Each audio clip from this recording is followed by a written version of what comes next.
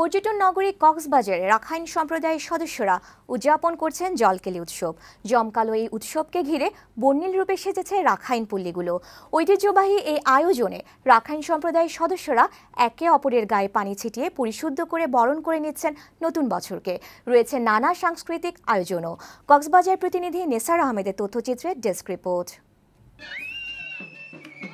পুরনো বছরের গ্লানি মুছে নতুন বছরকে বরণ করতে কক্সবাজারে রাখাইন সম্প্রদায়ের মাঝে চলছে ঐতিহ্যবাহী জলকেলি উৎসব।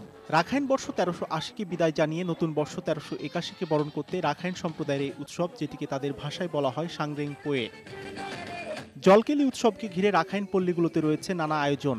উৎসবে রাখাইন সম্প্রদায়ের সদস্যরা একে অপরকে পানি ছিটিয়ে পরিশুদ্ধ করে বরণ করে নেন নতুন বছরকে।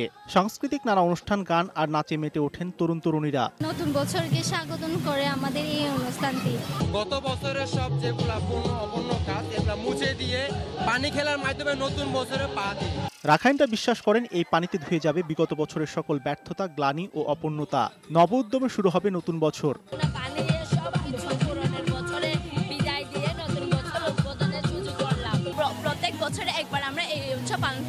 এদিকে রাখাইন সম্প্রদায়ের এই আয়োজন উপভোগ করতে ভিড় করছেন অন্যান্য সম্প্রদায়ের মানুষ আর বাঙালিরাও, যার মধ্য দিয়ে এই আয়োজন রূপ নিয়েছে সার্বজনীন উৎসবে। 3 দিনের এই উৎসব শেষ হবে আজ।